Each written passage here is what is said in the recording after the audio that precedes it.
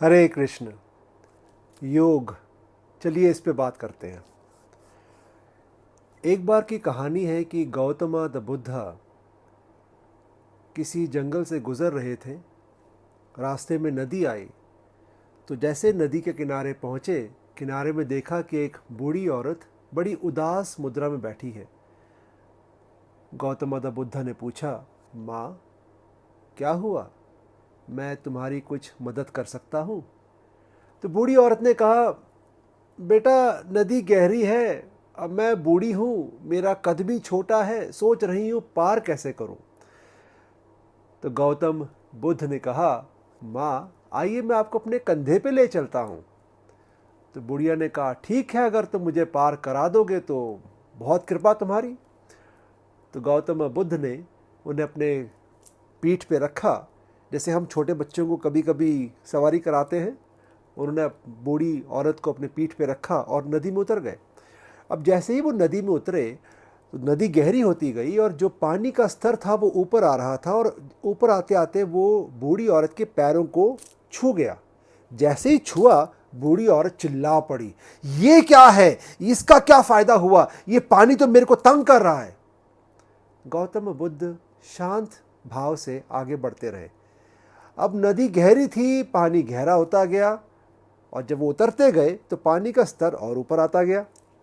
अब जो पानी था वो बूढ़ी औरत के घुटने तक पहुंच चुका था, उनकी साड़ी भीगनी शुरू हो चुकी थी और धीरे धीरे पानी उनकी कमर तक आ चुका था। और तब जो बूढ़ी औरत थी, उनका जो गुस्सा था सातवें आसमान में था, और उन्होंने कहा कि मूर्ख, ये तू क्या करता है? देख, तेरी वजह से मेरी साड़ी भीग गई, मेरा आधा बदन भीग गया, मैं बूढ़ी औरत हूं, तूने ये क्या किया मेरे साथ?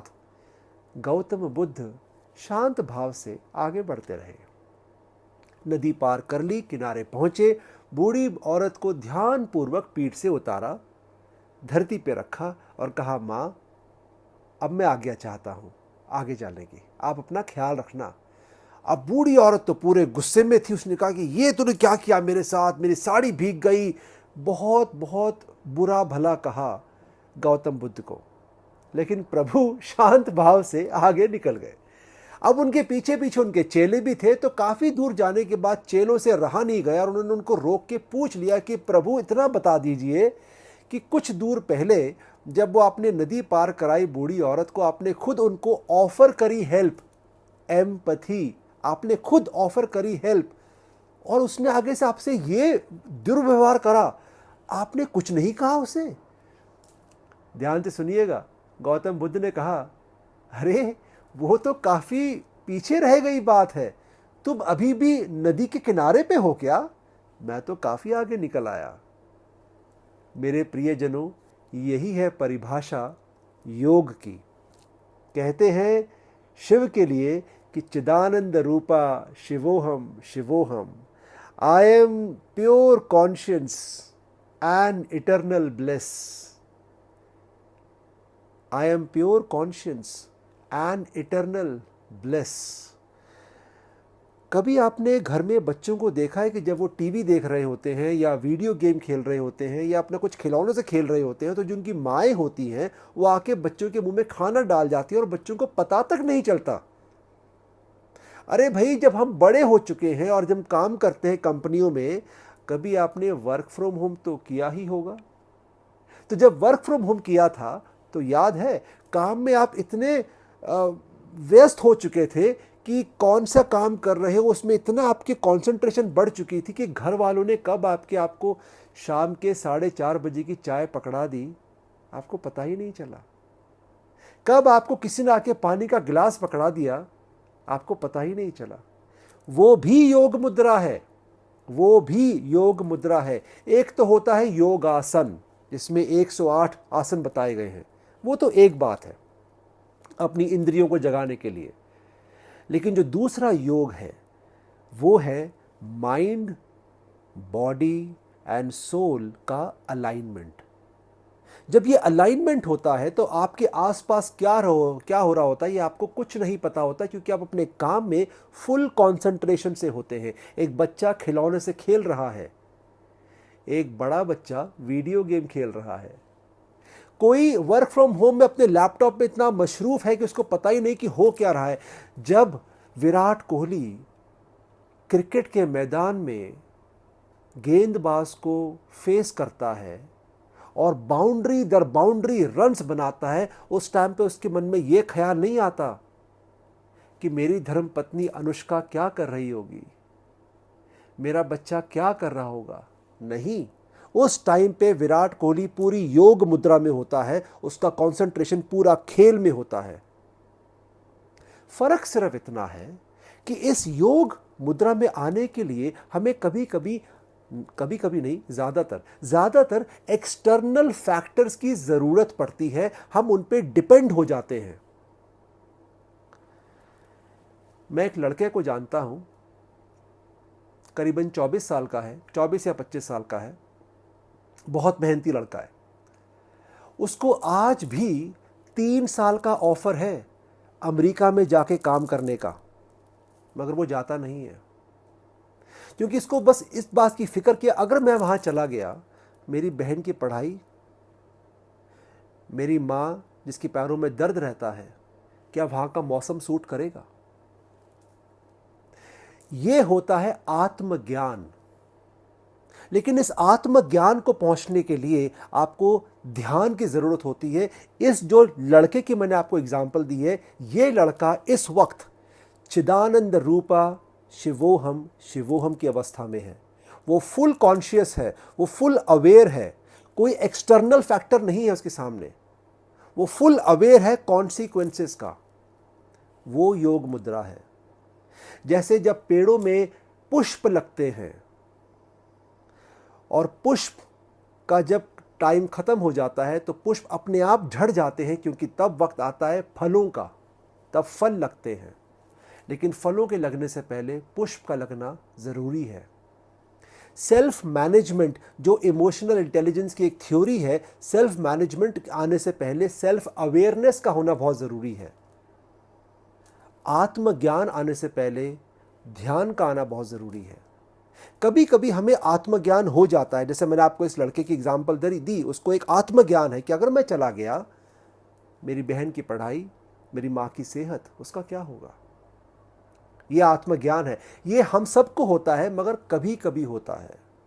योग का उद्देश्य ही यही है कि हमें हमेशा या ज्यादातर अवस्थाओं में आत्मज्ञान रहे। इसलिए साधना कीजिए। जो साधना करते हैं वो सिद्धि प्राप्त करते हैं। अष्ट सिद्धि नवनिधि के ज्ञाता, असवर दीन जानकी माता। पंक्ति तो आपने सुनी होगी हनुमान चालीसा की। अष्ट सिद्धि नवनिधि के ज्ञाता, असवर दीन जानकी माता। लेकिन अगर आप हनुमान चालीसा देखें तो हनुमान चालीसा में 2 दोहे शुरू में और 1 दोहा आखिर में आता है, और इसके बीच में 40 जो आती हैं वो पंक्ति आती हैं, जिसको हम चौपाइयाँ कहते हैं। इन 40 चौपाइयों में जो 7वीं चौपाई है, 7th चौपाई, उसमें श्री तुलसीदास जी कहते हैं, विद्यावान गुणी अति चातुर। फिर सुनिएगा, विद्यावान गुणी अति चातुर, राम काज करीबे को आतुर। फर्क है, डिफरेंस है एक विद्वान में और विद्यावान में। ये मैंने जिस लड़के की आपको एग्जाम्पल दी, ये लड़का विद्यावान है, इसे अवेयर है, ये अवेयरनेस पूरी है कि अगर मैं ये करूंगा तो क्या होगा, मैं ये करूंगा तो मैं क्या होगा, तो इस समय मुझे कॉन्शियसली क्या डिसीजन लेना चाहिए। विद्वान का मतलब होता है एक्सपर्ट। रावण विद्वान था, लेकिन हमारे हनुमान जी विद्यावान थे। विद्वान होता है हाईली क्वालिफाइड, और विद्यावान होता है well qualified, expert and experienced. Expert जो होता है वो एक ही जगह लगा रहता है, वो खिलौनों से खेल रहा है और मां आके खाना खिला रही है और उसे पता भी नहीं चला कि मैंने खाना कब खा लिया। आप घर बैठे वर्क फ्रॉम होम कर रहे हो और पता भी नहीं चला कब कौन चाय देके चला गया, क्योंकि आप विद्वान अवस्था में हो। जो विद्यावान अवस्था में है वो पूरे कॉन्सिक्वेंसेस देखता है। फल आ चुके हैं, लेकिन फलों के आने से पहले पुष्प का आना ज़रूरी है, और उस पुष्प को आने के लिए पहले ध्यान लगाओ। जब ध्यान लगा लोगे तब आत्मज्ञान को प्राप्त करोगे। इमोशनल इंटेलिजेंस की थ्योरी में कहते हैं कि सेल्फ मैनेजमेंट से पहले सेल्फ अवेयरनेस सीखो, उस पर कार्य करो। अक्सर लोग कहते हैं कि ये करा कैसे जाए, ध्यान कैसे लगाया जाए, और इसीलिए कहा जाता है कि 7 मिनट या 10 मिनट शंभु शंभु शंभु, कोई भी अपने मोबाइल ऐप में कोई म्यूज़िक लगा लो, छोटा सा सॉफ्ट सा म्यूज़िक लगा लो, इंस्ट्रूमेंटल सा, और आंखें बंद करके बैठ जाओ। लेकिन जब आंखें बंद करके बैठोगे तो उस वक्त काफ़ी विचार दिमाग में आएंगे। यार थोड़ी देर बाद बेटा स्कूल से आ जाएगा, यार थोड़ी देर बाद बॉस का कहीं फ़ोन तो नहीं आ जाएगा, यार कल सैटरडे है, कल कार साफ वाले को पैसे देने हैं। ये ख्याल मन में आते रहेंगे, इन्हें आने दीजिए। आपको पता है कि आप अपने सीने में दिल की धड़कन महसूस कर सकते हैं, पता है ना? लेकिन क्या आपको ये पता है कि आपकी किडनीज़ जो कि काम करती रहती हैं 24 घंटे, उस किडनी को कभी आपने महसूस किया है? नहीं किया ना? इसी प्रकार इन ख्यालों को, इस सोच को, इस इमेजिनेशन को, इन विचारों को आने दीजिए मस्तिष्क में। कोई बात नहीं, कोई बात नहीं, अभी तो फूल खिले हैं, फल आने में तो बहुत बहुत वक्त लगेगा, अभी तो फूल खिले हैं। ध्यान में चले जाओ। लेकिन एक ट्रिक है जो मैं हमेशा अक्सर लोगों को बताता हूं जब भी वो मुझसे योग के ऊपर बात करते हैं, कि अगर एक ट्रिक है, अगर आपने इस विचारों को बंद करना है कुछ हद तक आपने विचारों को रोकना है कि ये विचार आपको डिस्टर्ब ना करे, तो एक ट्रिक है, एक्सपेरिमेंट है, करके देख लीजिए, शायद काम आ जाए। थोड़ा सा अजीब सा एक्सपेरिमेंट है, लेकिन ट्राई करने में तो कोई हर्ज नहीं है। एक्सपेरिमेंट है कि जब ध्यान मुद्रा में बैठो तो अपने आप से कहो, आई died yesterday night. I will die tonight. I am only alive right now in the present. कल रात मेरी मृत्यु हो चुकी थी, आज रात मेरी मृत्यु फिर हो जाएगी। मेरा जीवन बस आज ही है, इसी क्षण है। अगर आप अपने को ये रिमाइंड कराते रहो तो कॉन्शियसली विचार आपको तंग करना बंद कर देंगे। और एक वक्त ऐसा आएगा जब आप 15 मिनट, 20 मिनट, आधा घंटा, 45 मिनट, हो सकता है 1 घंटा आप ध्यान मुद्रा में बैठे रहेंगे और आपको समय का पता भी नहीं चलेगा। और उस समय आपको किसी म्यूज़िक की ज़रूरत नहीं पड़ेगी, किसी संगीत की ज़रूरत नहीं पड़ेगी। बस आप अपने आप उस ध्यान मुद्रा में हैं और अपनी सांस पर, अपने श्वास पर कंसंट्रेट कर रहे हैं। ये योग है। योग अपने आप को पहचानना, सेल्फ अवेयर बनना। ध्यान लगाइए और उसके बाद आत्मज्ञान पाइए। चिदानंद रूपा शिवोहम शिवोहम। हरे कृष्णा हरे कृष्णा।